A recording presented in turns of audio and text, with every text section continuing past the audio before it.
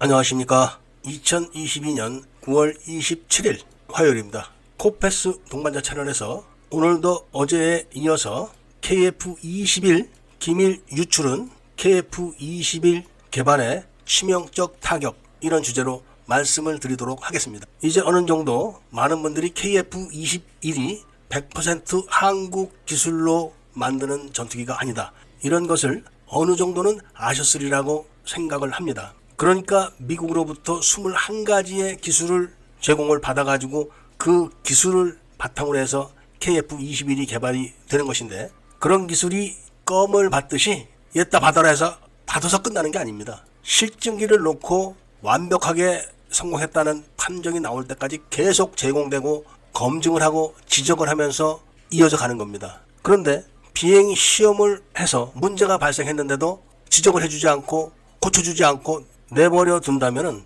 기술 제공이 끝나는 겁니다. 왜 이런 말씀을 드리느냐 하면은 카이가 KF-21에 대해서 3가지의 거짓말을 했습니다. 국민들을 상대로. 첫 번째는 카이에 설치된 인터넷 통신 시스템, 그리고 보안, 그 보안은 내부망과 외부망이 딱 분리되어 있어서 안전하다, 이렇게 말을 했었습니다. 그런데 그 인터넷 통신 시스템이 꾸려진 장비들이 중국산인지 아닌지 밝힌 적이 없습니다. 그런데 카이는 대주주가 국가이기 때문에 국가가 중국산 통신 장비를 들여다가 막 갖다 뿌리는데 카이가 중국산 통신 장비를 안 쓸 수가 없을 겁니다. 그리고 카이에 숨겨져 있는 간첩들이 특별하게 사용하는 장비들을 따로 갖고 있을 겁니다. 마치 007 영화에서 보면은 첩보원들이 사용하는 특수한 장비들을 보셨을 겁니다. 일반인들도 10여만 원 정도만 주면은 충전기 형태로 돼 있는 해킹 툴을 얼마든지 구입할 수 있습니다. 그런데 첩보원 정도 되면은 얼마나 정교한 장치를 갖고 있겠습니까? 바로 이 부분에 대해서 카이는 국민들을 속인 겁니다. 분명히 내부망과 외부망이 분리되어 있어서 안전하다고 선전을 했는데 2번이나 해킹을 당했다고 신고를 합니까? 그러니까 속인 겁니다. 두 번째는 KF-21 기술에 대한 보안이 얼마나 철저하냐, 이런 사례를 바로 보잉과 롱마의 기술진들이 철저하게 기술을 관리하고 있다, 이런 이야기를 했습니다. 그리고 그 사례로 인도네시아 직원들은 매뉴얼에 있는 그 단계까지만 서류를 볼 수가 있고 도면을 볼 수가 있다, 이렇게 딱 구분을 했습니다. 그러면서 인도네시아 직원 숙소에서 KF-21의 브로셔가 나와가지고 롱마와 보잉의 직원들이 난리를 쳤던 적이 있다. 이 정도로 철저하게 보잉과 롱마 직원들이 KF-21에 대한 미국 기술의 보안을 철저히 하고 있다, 이렇게 선전을 했습니다. 그렇게 철저하게 관리를 하면서 난리를 치는 보잉과 롱마의 기술진들이 왜 카이 사장이 경찰에 2번이나 KF-21의 기밀이 해킹됐다 했을 때는 꿀먹은 벙어리가 됐었습니까? 심지어는 KF-21의 소스코드까지 다 해킹됐다, 이 정도가 됐는데도 롱마와 보잉의 기술진들은 얌전하게 있었습니다. 그러니까 인도네시아 직원에게 어쩌고 저쩌고 했던 것도 다 거짓말이라는 것이죠. 이게 두 번째 거짓말입니다. 문제는 그렇게 해킹 당했다고 신고를 했을 때 중국에서는 어떤 일이 있었냐? 바로 중국의 FC-31이라는 기체가 있는데 KF-21과 거의 흡사합니다. 이 기체는 중국이 백도어를 사용해가지고 미국의 F-35 기체의 비밀을 훔쳐서 만든 기체입니다.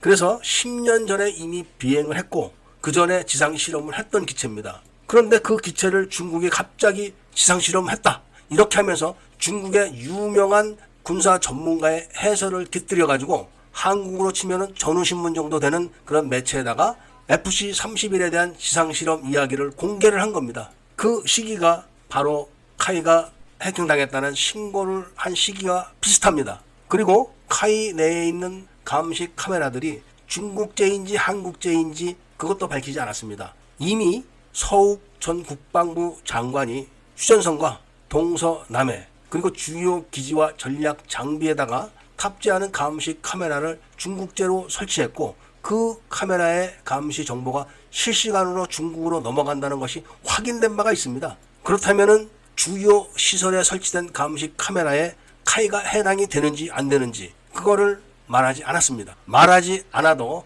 중국제 인터넷 장비를 쓰는 회사가 중국제 카메라를 안 쓸 리가 없겠죠. 카이가 KF-21을 조립을 하고 작업을 하는 이런 내용이 중국제 카메라에 의해 가지고 그 정보들이 실시간으로 중국으로 넘어가고 있기 때문에 중국에서 같은 시기에 똑같은 지상 실험을 했다고 판단을 해야 되는 겁니다. 왜 그러냐면은 김대중 정부 이후부터 개발된 한국의 모든 방산 장비들이 제대로 된 게 하나도 없습니다. 있으면 내놔보십시오. 해군 함정부터 육상 장비 전차, 장갑차, 미사일 전부 다 절름발입니다. 딱 하나 오너가 확실히 있는 K9만 그런 위험이 별로 없다고 알려져 있습니다. 미국에서 제공하는 21가지 그 기술은 미국이 한국에만 전해주는 그런 기술인데 한국이 그 기술을 전해받아가지고 미국의 적성국인 중국에 넘겨주면은 미국이 추가로 기술을 제공해 줄 리가 있겠습니까? 이미 카이에서 해킹을 2번이나 당했다고 신고까지 한 상황에서 미국이 계속 기술을 제공해 줄 리가 있겠습니까? 그 결과가 바로 지금 비행 시험을 하는 초기 단계부터 삐그덕거린다는 것이 말해주고 있는 것이면서 증거가 되는 것입니다. 물론 앞으로 남은 비행 시험의 결과를 지켜보면 더 명확해질 겁니다. 그리고 KF-21의 개발이 실패로 끝나면 수십조가 날아가고 공군 전력은 공백 상태가 되는 겁니다. 이거를 가장 기뻐할 사람들이 누구겠습니까? 바로 북한과 중국 아니겠습니까? 이런 냉정한 분석을 정보로서 가공해가지고 설명을 드리면은 또 반푼이 자칭 애국자들이 와서 난리를 칠 거를 뻔히 알면서도 그리고 구독자들이 다 떨어져 나가는 것을 알면서도 사실을 전해드리는 쓸쓸한 심정을 말씀드리면서 오늘 이야기를 마치고자 합니다. 애국 시민들과 밀매분들께서는 구독을 꼭 해주시고 좋아요와 알림 설정을 부탁드리면서 이야기를 들어주신 데 대해서 감사를 드립니다.